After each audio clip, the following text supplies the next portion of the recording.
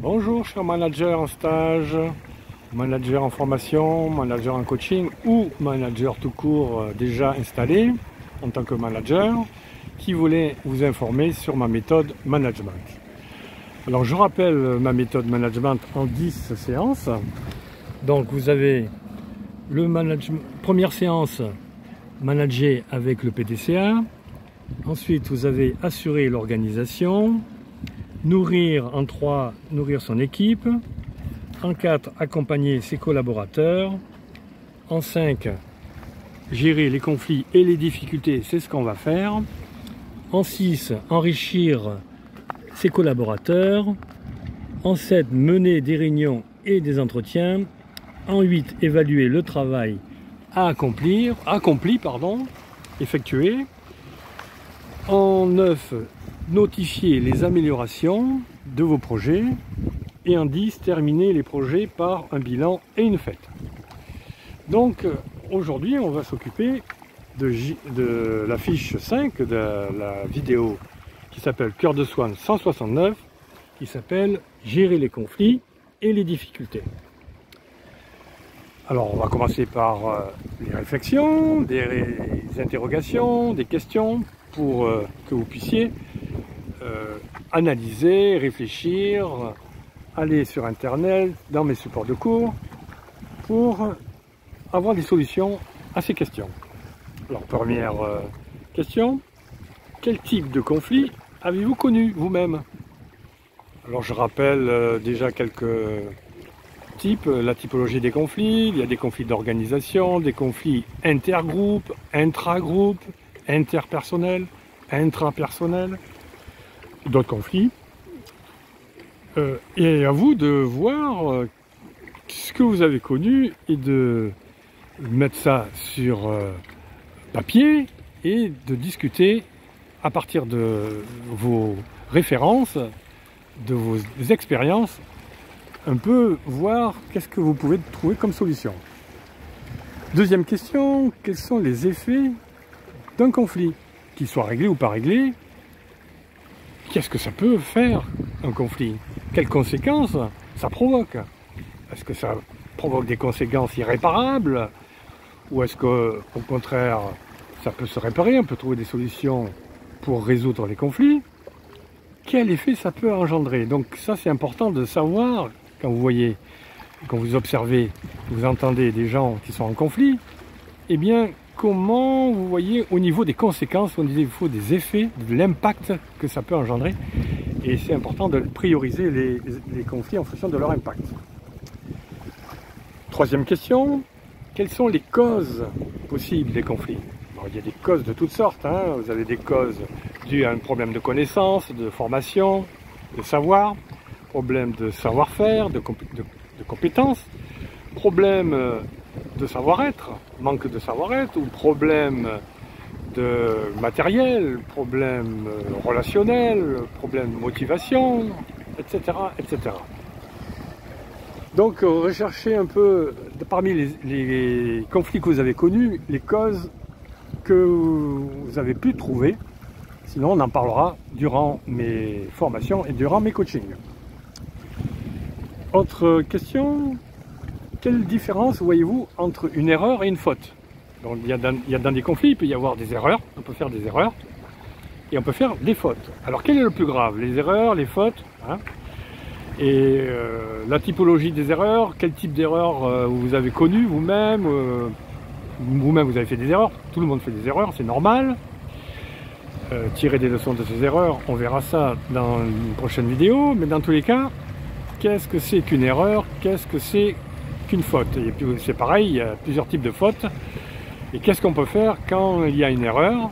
Qu'est-ce qu'on peut faire quand un collaborateur fait une faute? Vous-même, si vous avez fait des erreurs ou des fautes dans votre cursus professionnel, comment vous avez pu vous en tirer? Comment vous avez été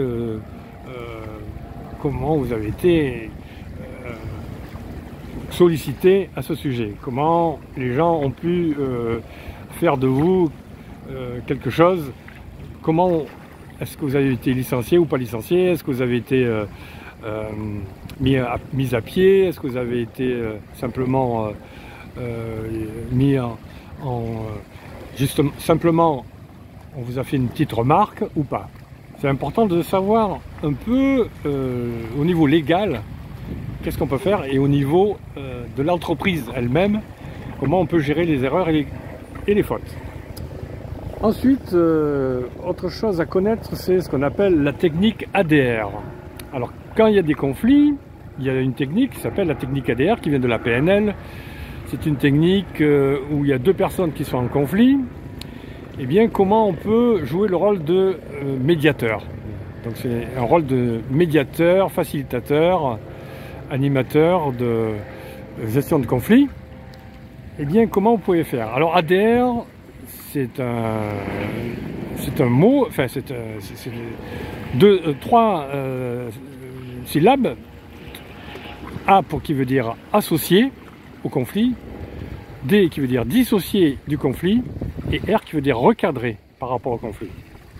Donc là aussi, vous pourrez trouver des informations à ce sujet sur Internet, dans mes supports de cours, dans mes schémas. J'en parle et vous pourrez les utiliser. Ensuite, il y a une autre technique qu'on appelle la technique CNV. La CNV, qu'est-ce que c'est? C'est une technique que lorsque vous voyez quelque chose qui vous titille, vous allez faire une demande à quelqu'un pour qu'elle puisse changer de comportement. Donc la méthode CNV, qui veut dire communication non violente, moi je préfère dire la CBV, communication bienveillante, c'est d'interviewer quelqu'un, enfin pas d'interview, mais de prendre quelqu'un en entretien et de lui expliquer ce que vous appréciez pas et comment il faut le dire et qu'est-ce que vous aimeriez qu'elle fasse autrement. Donc c'est une demande, c'est par rapport à une demande. Donc on convoque une personne, on lui explique ce qu'on a ressenti, les faits d'abord, quels sont les faits, qu'est-ce qu'on peut lui reprocher, les observations, les paroles, ensuite votre sentiment que vous avez ressenti quand vous avez vu et observé ces faits, votre besoin, quel était votre besoin à ce moment-là, ou actuellement, et puis votre demande, et vous demandez un feedback, ensuite comment la personne peut voir les choses, faire une proposition, trouver un compromis à tous les deux, ou une coopération, une collaboration pour gérer ce conflit de personnes entre vous et elle. Maintenant, ils vont parler d'études de cas. Alors je rappelle que vous êtes manager de magasin qui s'appelle BioSwan, et vous avez mis en place une polyvalence, un projet de polyvalence. Et cette polyvalence, ça veut dire que les gens qui sont dans le rayon vont aider les caissières, ils vont aussi faire ils vont faire un peu de la caisse, et les caissières vont aussi aller au rayon. Donc ils sont polyvalents, ils font multitâches. Mais pour ça, pour faire la polyvalence, il faut bien expliquer les choses. On ne peut pas rendre polyvalent n'importe qui, n'importe comment. Alors imaginons que vous avez mis en place ce projet, mis en œuvre le projet de polyvalence, mais vous avez remarqué que Georges et Philippe, Georges qui est un LS, responsable du LS, et Philippe qui est aux fruits et légumes, se sont critiqués ouvertement durant une réunion. Et Georges accuse Philippe de négligence dans son organisation de rayon liquide, parce que Georges s'occupe du rayon liquide. Et donc vous avez remarqué ça, c'est pourquoi vous allez les convoquer tous les deux pour résoudre ce différend qu'ils ont tous les deux par la méthode ADR justement. ADR, associé au conflit, dissocié du conflit, recadré par rapport au conflit. Donc comment vous allez vous y prendre, c'est la question. Donc évidemment, vous allez vous aider de mes supports de cours, de mes schémas, j'en parle, et puis on en parlera en formation et en coaching. Deuxième exercice, durant cette même réunion, décidément, il y a encore des conflits. Yvette, qui est à la caisse, a pris la parole durant cette réunion pour dénoncer une rumeur qui l'a concernée. Et on lui reproche, d'après ce qu'elle dit, qu'elle fait des erreurs sur le montant des chèques, parce qu'elle fait des remises de chèques, donc elle fait le calcul des chèques, et puis après elle va remettre les chèques en banque. Et quelqu'un aurait dit à un d'autres collaborateurs qu'elle fait des erreurs au niveau des montants. Et on lui a reproché aussi, de façon indirecte, par rumeur, que ses clients à sa caisse, ils font de longues files d'attente, il y a de longues files d'attente à sa caisse, et que les clients ne seraient pas contents. Alors, elle n'est pas contente parce qu'on ne lui dit pas directement, on le fait par derrière, ça ne lui plaît pas, et elle en parle à la réunion.